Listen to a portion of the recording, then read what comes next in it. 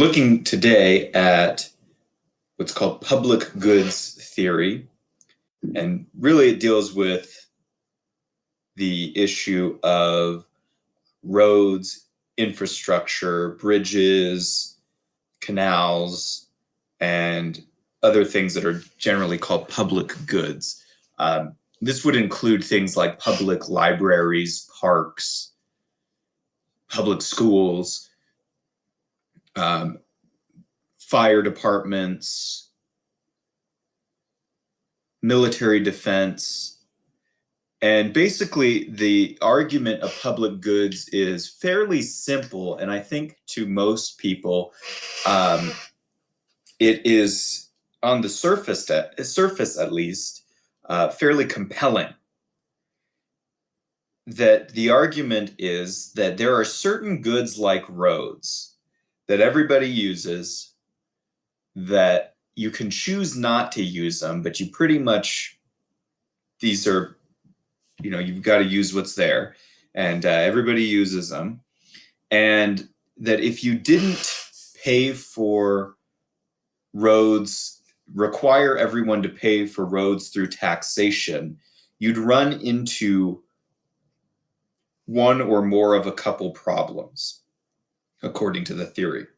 The theory says that if you didn't require everyone to pay for roads through taxation, you would run into these problems. One problem would be if you had a free market in roads. Nobody's required to pay. It's only on a voluntary basis.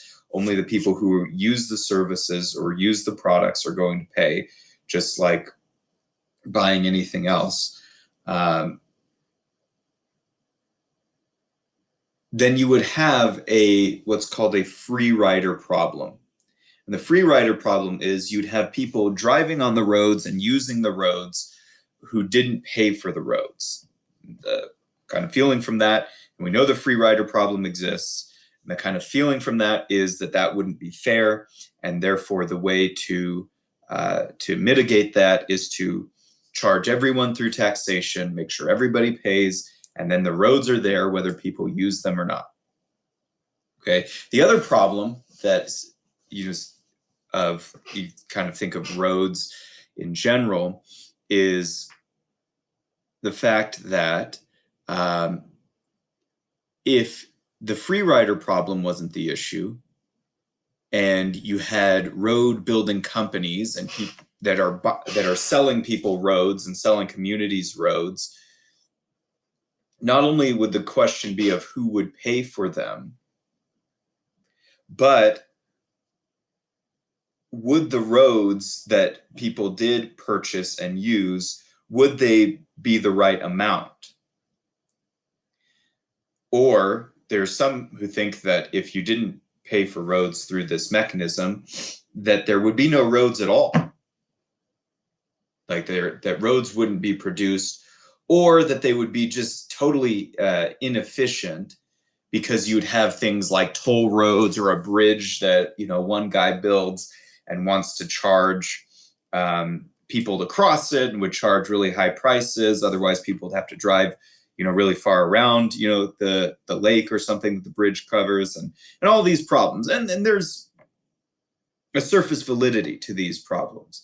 But there's also problems with the theory of public goods itself. One of the problems with public goods theory, although you'll find it in many economic textbooks, is that it's not economic. And what I mean by that is that in the theory itself, there is built in the assumption that there is a quote unquote right amount of roads that can be determined by a government agency. When in economics, there is no right or wrong amount of something.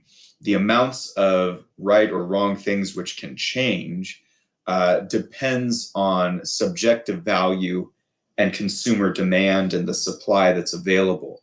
So the problem with saying there's a right amount of roads that is appropriate is that's injecting value into a value-free science. Economics is supposed to be an empirical study of what is. It's not supposed to tell you how much road is necessary.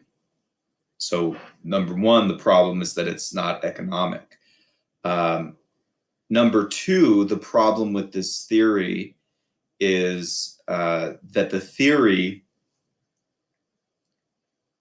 can be applied to pretty much everything, as I'll show in a little bit, that the qualifications of this theory, that the arguments that are made in order to require taxpayer funding for roads could be applied to almost any product or service based on the standards that the theory uses. And so the problem when a theory does that is that when it can apply logically to anything, then it doesn't really say anything in particular. And therefore, it's not a very good or precise theory. The third problem with this theory is that it runs into it assumes that the free rider problem is always detrimental, right? We know the free rider problem exists. If you've ever worked on a group project, you know, or you've experienced, or you've been this person who gets the benefit of the grade without putting in the work, or takes something without putting something in. Okay, the free rider problem exists, but the assumption is that it always exists, it's always people's go-to, and that it always is detrimental to doing anything, when in fact free riding may not always be present and it may not always be harmful. Hence the fact that people they actually donate to things. If the free rider problem was always true, people would never donate. So it can't always be assumed, and public goods theory always assumes the free rider problem.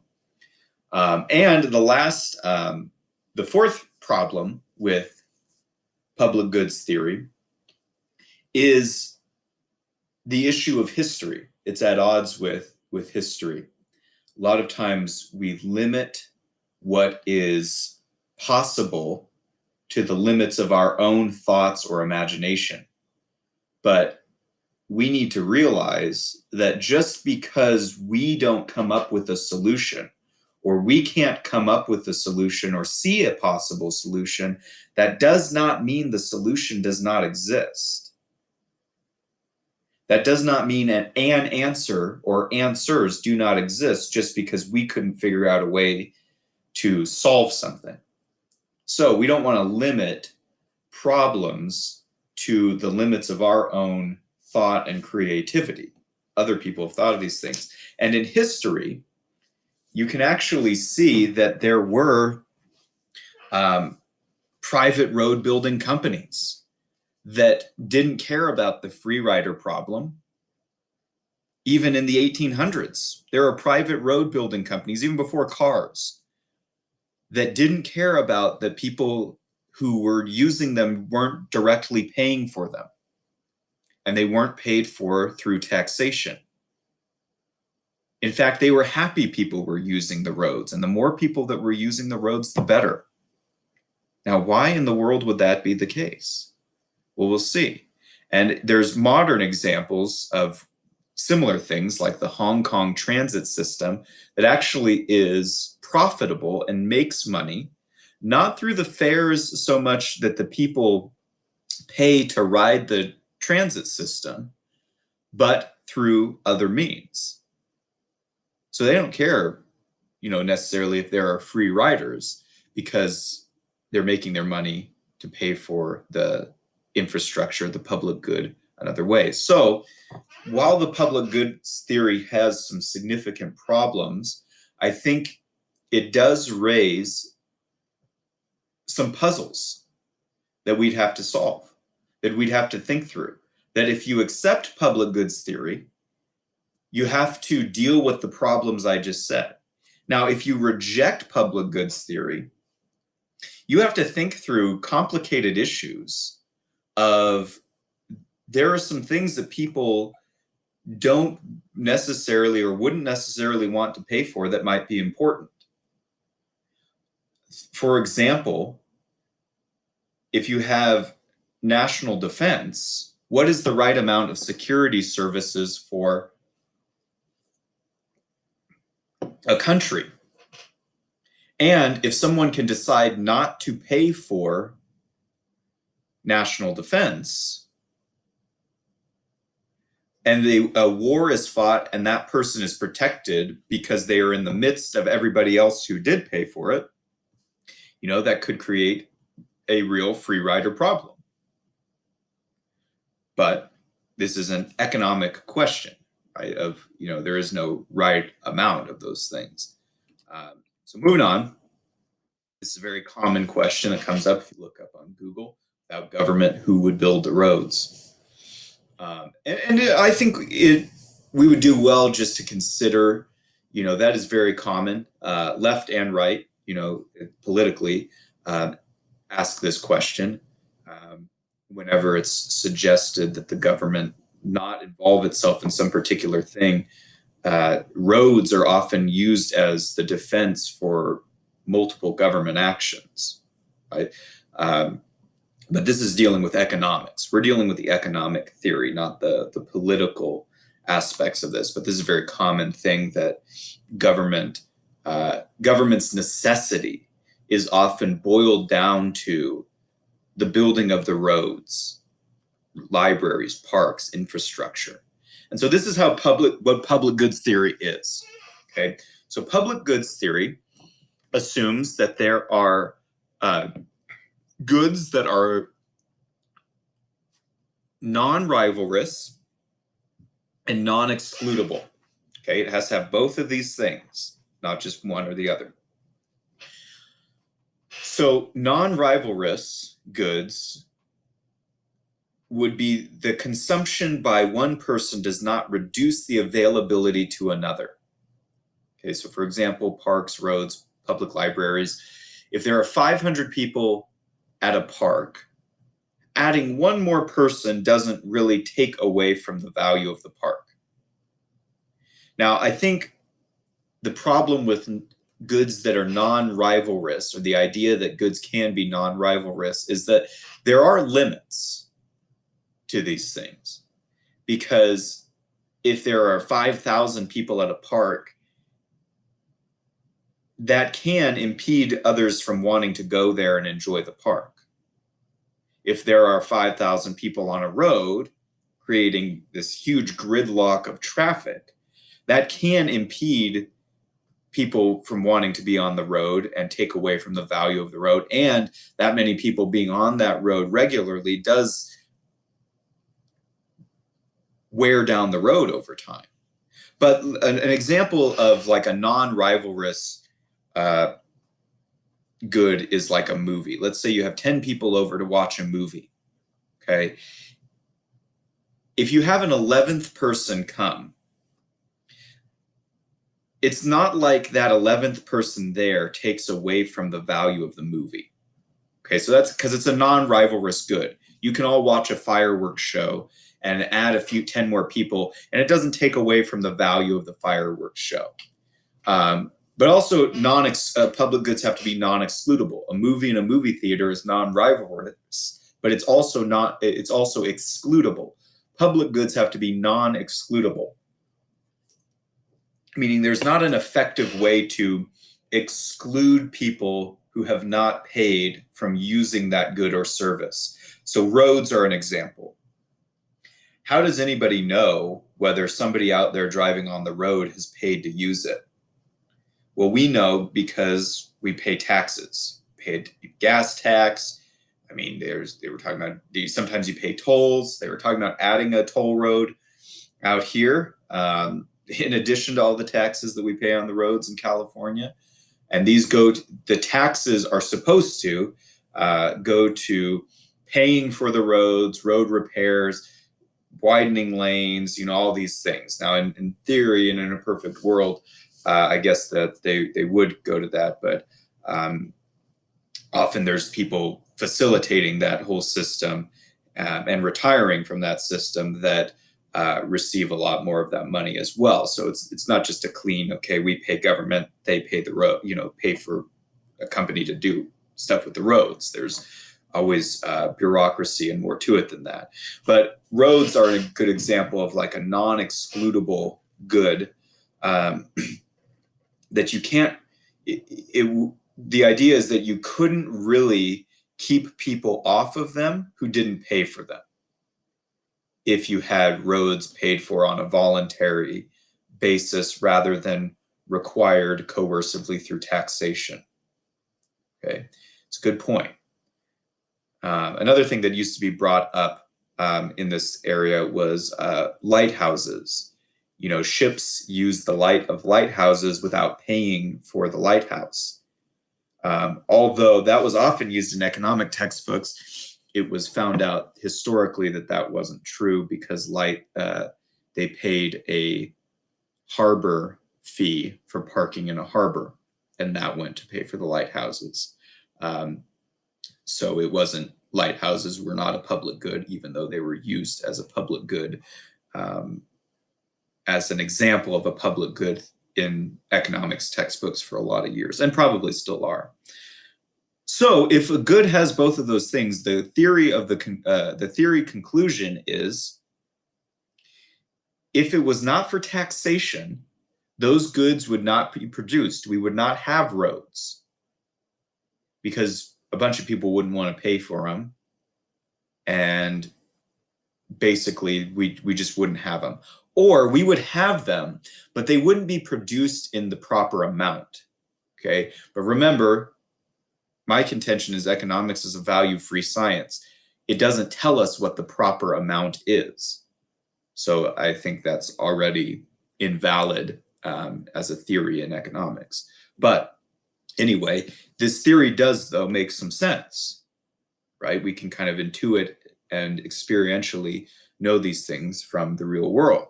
And I've asked in classes before, I've asked people, okay, let's say in our community, we don't have any taxation, right? Let's not deal with the issues of political and philosophical issues of anarchy or whatever. But in our little community, which includes our classroom, we live our lives, we trade together, we have voluntary, peaceful, free trade with one another, and we just interact, and we're in a little community. Now, somebody says, I have kids, and somebody else says, hey, I have kids too, and I have kids, and then let's build a park, okay? And they come to the community and they say, all right, we'd like to build a park. Everybody goes, oh, okay, that's kind of cool. And they say, all right, could everybody put in $100 for the park? Now, I went around in the classroom and said, okay, who would put in $100 for the park? Okay. And a lot of people said, I wouldn't want to do that. Now, here's the problem. So you've got cost-benefit analysis there. You've got opportunity cost. You've got subjective value. And you've got people choosing on their own valuation what they would want to pay for and not want to pay for, and in what order and priority. And so it is kind of true in terms of public goods theory that the park wouldn't get built. Well, let's say that the people who do want to build the park pool together some money and they build a park. But then some people who didn't want to pay for the park are free riders and come use it. Does that take away from the value of what was done? Does that frustrate people? And so we think through those things. But on the other side, there's that, yes, okay, we could pay taxes to pay for a park. But there's kind of a free rider problem on the other side too, even if you have taxation to pay for a park. Because let's say our community instead has a government that taxes us, and we pay for the park that way. Well, there are going to be people who pay the taxes for the park who don't use the park, who have no interest in going there. They can, but they don't really want to. So the free rider problem can kind of be reversed as well, in the fact that there are people who pay taxes for things that they don't necessarily use. And so that means that that other people are free riding off of them, right? If the free rider problem works as a kind of mirror image in both of those situations. So this is the public goods theory. And it does raise some puzzles that we would have to think through. But it does, I think, make some assumptions and have some internal problems in the theory where I don't think the conclusions necessarily follow from the premises. And let me show some examples. There are other ways of paying for things indirectly. So, for example, play places at McDonald's. Chick-fil-A still has these, I think, but McDonald's has kind of scaled back from having these. They don't really have them anymore. They had them when I was a kid, and probably when you guys were kids too. But the people who pay for the food at McDonald's don't realize, but in paying for the food, they're paying for the infrastructure of the parking lot. They're paying for the rent of the building and the land. They're paying for the facilities like the bathroom. They're paying for the electricity, like the lights. They're paying for equipment. And they're even paying for like this play equipment in many cases. So in paying for these things, which people may or may not use, they pay for a lot of different items. And so McDonald's, for a long time, was an example of a paid park that parents or whoever could take their kids to McDonald's. The assumption was that you'd buy something, and then your kids, for the price of buying something at McDonald's, could play in the playground. So it's a park created by a business, which McDonald's is in the food business. Why would it create a playground? Well, and allow kids to play on it basically for free, or rather it's included with the purchase of food. So McDonald's does this because it brings in more customers who will likely pay for other things. And that may be a way to think about roads, bridges, infrastructure, and other things as well. That McDonald's builds a parking lot. It builds lines in its drive-through. It builds infrastructure and bathrooms and different things that people use, because in building those things, it brings itself more customers. And in fact, that's how roads were originally paid for, was businesses would invest and fund roads to have the roads come by them and have people use the roads for free, because in using the roads, it brought more people to their businesses. And so businesses would invest in roads and build them over time in order to get customers. And that's kind of what the Hong Kong transit system basically did as well, is that the businesses that are in the stops on the Hong Kong transit fund the whole system and the real estate around the system, because they know that by being there, they get a lot of customers. And so riders can ride the system for very cheap fees. And the Hong Kong transit system is actually profitable, which is very unusual for a transit system. So there's kind of the free rider problem can kind of be mitigated in terms of it's just paid for in a different way. For example, if you go to a hotel, you pay for just, okay, one night in a room at a hotel, but you're actually paying for lots of things. You don't pay a separate fee to the elevator company to use the elevator. You don't pay a separate fee to the plumbing company or the toilet company to use the bathroom. You don't pay a separate fee for the water and the lights and all this stuff. All this is included in what you are paying for the hotel. And you get to ride the elevator and park in the parking lot and do these other things.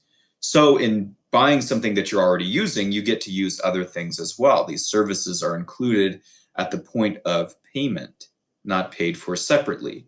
So roads, parks, infrastructure could potentially be paid for that way as well, right? Even police and fire. Here's a kind of funny commercial from Domino's where they were offering to fix potholes for a while as kind of a publicity stunt. I don't think they do it anymore, but I think they did go out and actually fix a few. But they had like a thing where you could get online on the website and they would go fix them. Now, what's Domino's getting out of this? Well, one, I said publicity, but also they said, look, somebody's driving on the road, they're taking their pizza home, and they hit a pothole and it ruins their pizza somehow by falling over or something. We'll fix the pothole. So they get this attention. They get more people buying their pizza. They fix the roads in between them and their customers. And it makes people more likely to buy their pizza, right? So there are other incentives there besides just people paying directly for the road.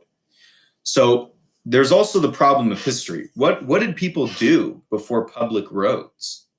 Before it was required to pay for them through taxation. Now, there have been for hundreds of years road taxes and things like that. However,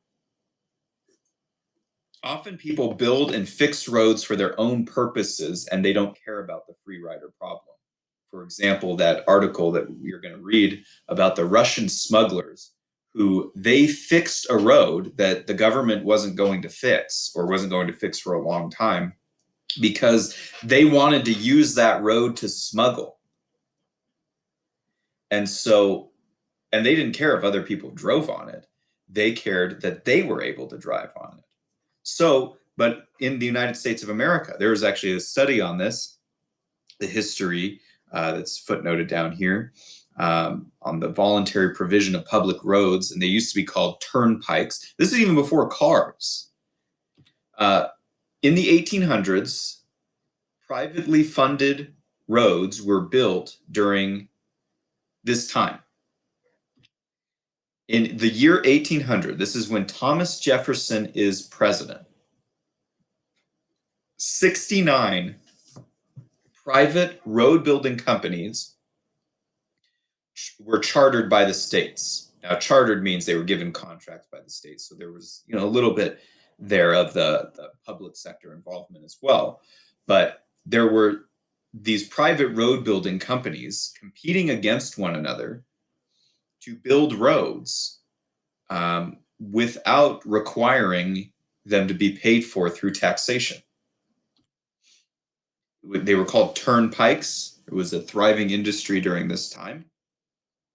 And was there a free rider problem? Well, not really, not in the same way that we think about it. There was people did use the roads without directly paying for them through taxation. So if that's the free rider problem, then yes. On the other hand, the road builders didn't care because where they were receiving their money from was businesses were investing in these companies to build this network of roads that would benefit the businesses. Now, why did the businesses do that? Well, because having these roads near them meant that they had more customers come near them, which meant more customers would buy their goods and services. And so, in the customers voluntarily buying these goods and services from these businesses, and then these businesses investing in the roads, and then people using the roads for their convenience, there's this mutually beneficial arrangement where the businesses are investing in the roads because they make the businesses better off. The road building companies are building the roads because they're being paid by the companies to do that, and therefore they're better off. They're competing against one another for these road building contracts around these areas. And the people using the roads are better off because they can use these roads for free, and it gives them more convenience in reaching the places that they want to reach. And so historically, road building, even going back to the time of Thomas Jefferson's presidency in 1800, was a thriving private industry where free riders did not harm the system. In fact, free riders were encouraged that you use the roads as much as possible because that brought in more business. So this is one of the ways of funding roads without the necessities that we say have to be there from public goods theory. So kind of interesting from American history that there have been significant ways of figuring out roads and infrastructure and these services with their own problems with it. But it kind of undermines the idea of public goods theory.